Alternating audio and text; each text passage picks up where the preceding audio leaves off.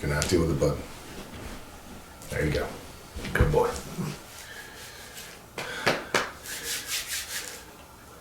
Hey, buddy. What is happening, people? It is Brian Alsruhe with NEVERsate.com, and Kona, Nala, and myself are sitting here because I want to tell you guys a story. Because last Sunday, 3 buddies and I decided to walk 30 miles of the Appalachian Trail in a day, and it ended up being 1,000 times more brutal and harder than I actually thought it would be. So I thought for this video, what I would do is share the story with you guys, tell you some of the life lessons that I learned along the way, and then even maybe inspire a couple of you to kind of expand the way that you look at fitness, because there's so many people watching this who are in a similar place that I used to be in that I love to push myself mentally and physically, but a lot of times only in the environment of a gym or with a barbell. But for those of you interested, there is this big, beautiful world out there that you can get pushed to your absolute limits with nothing more than like a backpack, a couple mountains, and a whole lot of miles. So hopefully this will inspire you guys to try to get out and do something different. It doesn't need to be hiking. It could be swimming, biking, paddleboarding. It could be virtually anything. Just get out of the confines of your normal 5x5 conjugate, whatever it is that you do, and start to see fitness in a little bit of a different way, like I did here. And I think you might be surprised in a very cool and pleasant way. So for those of you who do not know, the Appalachian Trail is a path in the U.S. that stretches all the way from Georgia all the way up to Maine and covers 2,200 miles. Now, every single year, there is a small group of people who will throw pretty much everything they're going to need for 6 months onto their back and take off and walk that entire thing to have pretty much just the adventure of a lifetime and an experience that they're never going to forget. Now, that's something that I've always wanted to do since I was a young man and found out that this actually existed and it was semi-close to me. But I've really never done a big stretch of the trail. I've done maybe 5 miles here, 3 miles, 10 miles, things like that, but nothing this big. This was supposed to end up being a 23.3 mile hike, which ended up being longer, which is one of the reasons for the story. However, I've never done a stretch that big of the AT. I absolutely have hiked further than 30 miles in a day. However, I was a much younger, lighter, and probably much more prepared man than for this one. Because for this one, none of us, there were 4 of us on the trip, and none of us did any training for it at all. We just figured we'll just start walking. It's what people used to call transportation before there were cars. This isn't going to be that bad, but we were wrong. So the plan originally was to park our cars off of Route 70 outside of Frederick, Maryland, and then park another car at Harpers Ferry, West Virginia, because we would be covering 2 different states as well as 3,000 feet of elevation for this particular hike. Now, we actually jumped on the trail at a place called Annapolis Rock. I think that's what it was called, but it's about 3.5 miles away from the original Washington Monument, which this trail was going to take us right past, which is a cool landmark to see, and then was going to take us up and down some mountains, cross some ridge lines, so we'd have some cool overlooks and things like that. Check out. It would end us at the Weaverton Cliffs in West Virginia, and then we come down off the mountain, hike along the C&O Canal, as well as the Potomac River for a couple miles, ending in Harpers Ferry, getting to our other car, and then getting home, hopefully after going out and celebrating over like an awesome dinner or something like that. But that's not at all what ended up happening by the end. Now, the hike started out awesome. It was a little bit of a chilly day. The high was about 40 degrees, and it did have a wind. So we chose to get on the trail at about 8:45 in the morning once the sun was up, high enough that we could get a little bit of warmth from it because we didn't pack a ton of extra clothes. I myself had enough stuff as kind of a survival kit in my pack, just in case something went terribly wrong and we were going to have to spend the night out there. But I think one other guy might have had a flashlight, but people pretty much packed food and water. So we set off, and it was pretty amazing. Now, because of my diseases, I have some problems regulating my body temperature. So for me, probably the first 13 miles was racked with me sweating, and then the wind hitting me and getting that sweat really cold, and then me having to change my base layer. I actually brought 4 extra t-shirts with me just because I knew I was going to struggle with this. If you guys watch the videos, you guys see how much I sweat. It's just something that I can't control, right? And the problem is when it's cold and windy out, sweating is a very dangerous game. So I was really trying to focus on that, which actually brings me to one of the first life lessons that I learned throughout this entire thing. But one of the most beautiful things that I was able to take away was just the present mindset and just being mindful of being with the people that was there. Because so many times in my life, I am just so filled with distractions inside my head and little voices telling me things, everything from like, how many likes did you get on Instagram to what's going on with that? Are you taking care of that part of the business? Is this happening? Is that happening? I'm just constantly just bombarded by just a barrage of just negative thoughts and just things trying to poke their way into my focus for the day. And the beautiful thing about the trail was that really it came down to making sure that you were on the trail, heading to your next point. You were thinking about where your next water source was. You were thinking about what condition your feet are in. Do you need to change your socks? Do they need to be dry?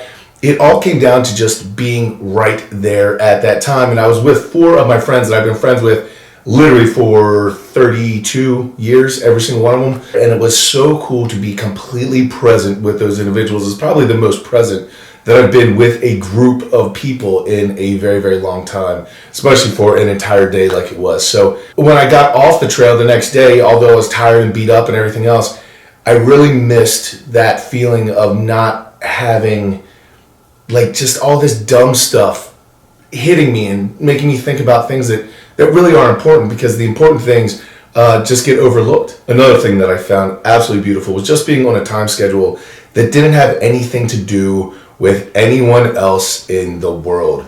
Basically, if there was a cool rock formation that we wanted to go check out, we walked there and we checked out the cool rock formation. If there was a cool overhang, we went and did that. If we wanted to go faster, we went faster. If we went slower, you went slower. The only thing that really determined your time for us personally was the sun, which actually got interesting because about halfway through the hike, I think mile 13, 14, 15, something like that, we ran into this state park, which was absolutely cool and a great water source. So we were super, super thankful for it because we needed it at the time. But there was a really, really cool realization as we were kind of catching our breath and just taking a little bit of a break, in that we were kind of at a semi-halfway point of this hike. And it was like 3:30 p.m. So we only had maybe about 2 to 2.5 more hours of daylight, and we're only halfway there. So the realization quickly hit us that there is no way that we were possibly going to make it off the mountain while there's still daylight. So we had to start coming to terms with that. Now I had a headlamp and a flashlight. One other guy, like I said, had a flashlight, but it was going to come down to like cell phone illumination for part of this, which is really, really irresponsible, but we really didn't expect to be out there after dark. But in a world where I get anxiety if I leave my house without like my cell phone and my wallet, we were in a situation where you were going, all right, so we're about a day's hike away from this car, and we're about a day's hike away from this car, and we have a couple hours of sunlight left. What do we do? And I know this sounds silly in 2021, but I didn't even have a cell phone until I was in college. So my entire childhood and young adulthood was spent where you left your house and you came back when you came back. And you needed a little bit of self-reliance, because if something went wrong, you weren't getting on a cell phone and calling someone for help. You didn't have a credit card where you were just going to the closest place and charging it. You had to figure things out, and it was kind of a leap back to that time in my life, and it felt so good to actually have to be responsible for myself and my little group of friends. And all of us were like, look, we got ourselves into this, we need to get ourselves out of it, and there's no one to call for help. There's nothing that's going to happen other than us just simply figuring it out. So with only a little bit of sunlight left, we decided to drive forward and headed out at a quick pace. Now, this particular hike ended up almost all of the hard climbs and everything that was going to be really brutal about it was here at the beginning. So that's why the beginning half took us so long. From this point on, we're going to be doing a lot of ridgeline walks as well as coming downhill and some flat. So we're thinking we can make up some time, and we actually did. We ended up getting to West Virginia and the Weaverton Cliffs. I hope that's the name. But we got these cliffs in West Virginia just at sunset. So we actually walked in on a bunch of couples having a little romantic moment, and all of us are just beat up and done. We're around like mile 18 or something like that, 18, 19, somewhere around there. And we're watching the sun come down, and we realized, like, hey man, we still have a long way to go. So as much as we'd like to see this thing completely set, we should probably get moving, and that we did. However, we ended up sitting there for probably like 10, 20 minutes, just kind of taking it all in and getting a little bit of rest, getting some water. And that was probably a mistake, because at that point, I'll be honest with you guys, we were all pretty worked. We were all feeling this hike pretty good. And when we went to stand up, my one buddy, his knee had been swelling all day long, and it had just blown up. I guess the sitting down did something, I don't know. Anyway, from that point on, he wasn't really able to bend it much, so he was kind of doing like a little peg leg walk. And myself, when I sat down, I sat in like a really deep crouch for a while, and when I went to stand up, my hamstring just locked and did not come unlocked until sometime the next day.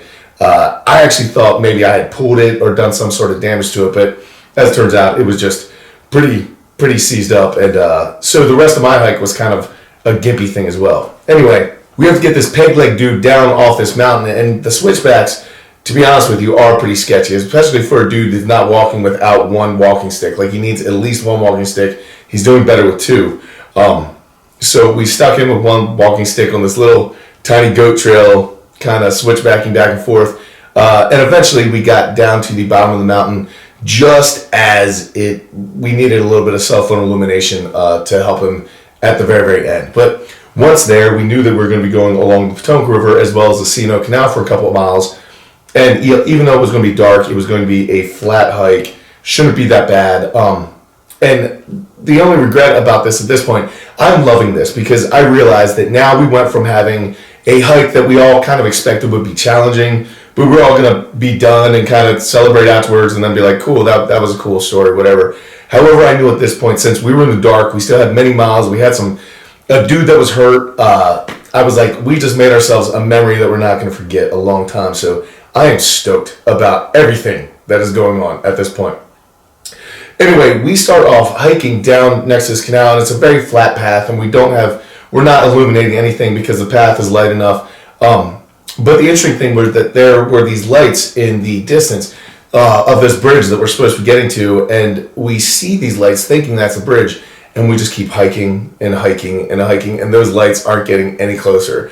It just seems like the further we walk, the further away they get, and that thing was just taking forever. Now, I will be honest with you guys, we were moving at a relatively slow pace at this time because, like I said, my buddy literally is peg-legging it with two walking sticks and just trying to, grit through it to get done, which, to be honest, I was kind of happy about because my hamstring sucked and I was tired, and I was happy to just be walking next to him for a while. So anyway, we walked for many, many more miles, end up crossing this bridge at Harper's Ferry. If you guys have ever been to Harper's Ferry, it's this cool little river / Civil War historic town that's just absolutely amazing. However, since it is a small, sleepy town, everything closes super, super early. And we walked into town probably at about 9 o'clock at night, and it was dead. Like, dead. You couldn't get food. It was dead. Now, once the sun went down, it obviously got a lot colder, and not everyone in our group thought to bring base layers. So there were some guys getting pretty darn cold at this point. So what we chose to do was leave the one injured individual and another guy at Harper's Ferry while myself and another guy would go hike the couple mile, whatever it was going to be, to go get the car to bring it back, pick those guys up, and we would be headed out. Now, we thought this hike was just going to be like a little half mile type of thing, but it ended up not being that at all. It ended up being quite a few miles and just a constant hill that kind of wound a little bit around this mountain to get to this top really big parking lot where everyone parks their cars for hikes like this and to visit Harper's Ferry.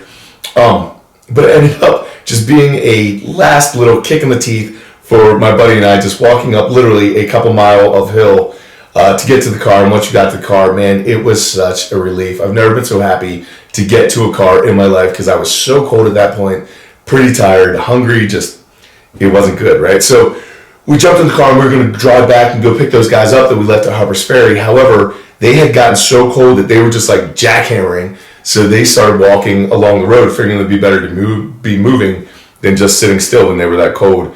And so we pulled up on them looking like two homeless guys walking with like makeshift crutches. It was just an awesome picture. Anyway, we picked them up and everyone just then began the process of getting their cars and getting their houses. I think I walked into my house at 11:30 at night and I left at 6 o'clock in the morning. So it definitely was a full-blown, just cool little adventure that one of those situations where I was not expecting to test myself whatsoever, but it ended up being so much harder and so much cooler and just so much better that now I have like a drive to go do the Appalachian Trail. I don't know that I'll actually do it, and the reason why is because I would have a really, really hard time being away from my family for 6 months. That said, I'm definitely going to try hiking across Maryland. Maryland is only 40 miles of the Appalachian Trail, so I figure I could do that probably in 2 days, 3 days, and then maybe try like a longer trip, like a 10-day trip or something like that, to see how I feel about actually doing it. And then if I really like that and I can kind of see that I could potentially stay away from my family for that long, then maybe I'll actually end up hiking it. But man, it was just such a cool experience. And like I said earlier, so many times in my life, I've challenged myself mentally and physically, but within the bounds of a gym or a strongman contest or something that's very controlled, and like worst case scenario, you go to the hospital and you get some surgeries, right? This, like the weather mattered, the sun mattered, how much water you had, what condition your feet were in, all of that mattered. And it just made for such a cooler, self-reliant experience that, on top of the fact that I got to be out inside of beautiful nature, seeing all these amazing views and all this just incredible stuff. So I can't encourage you guys enough to try to broaden your horizons, step out of your comfort zone. Don't only challenge yourself in the gym or with a barbell, but try something else. Try wakeboarding, try swimming, try doing something. Like me, I am not an endurance athlete. I like my pain to be short and very intense, like a hard conditioning session, because I know it is over. But this was much more like moderate pain all day long. And it did something different to you mentally and challenged you in a different way physically, that I was, before this, because I had done longer hikes, I was like, guys, this is going to be tough, but it's not going to be, I don't think it's going to be that bad at all. It's 23 miles. What's 23 miles? That's what people used to do before there were cars.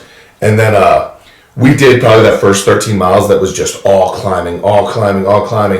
And I definitely was eating my words. I was like, man, I'm definitely worse off at 13 miles than I would be if I was running. I mean, I've run a couple half marathons and done Tough Mudders and things like that. All a joke to me, no problem. This was a lot tougher. So I think it's something that I'm really going to start trying to invest more time in, just to grow mentally and physically. And I had such a great time. So I want to share that with you guys and share with you guys a couple of lessons I learned along the way. And again, challenge you guys to try to broaden your horizons and do something new. So I will catch you guys later in the week. I'm going to try to put out a training video this week or part 3 of the deadlift series. I'm not sure yet. But hopefully I'll catch up with you very, very soon. Until I do go out something amazing with us, keep working hard, people. Be nice to each other, please. I'll see you then.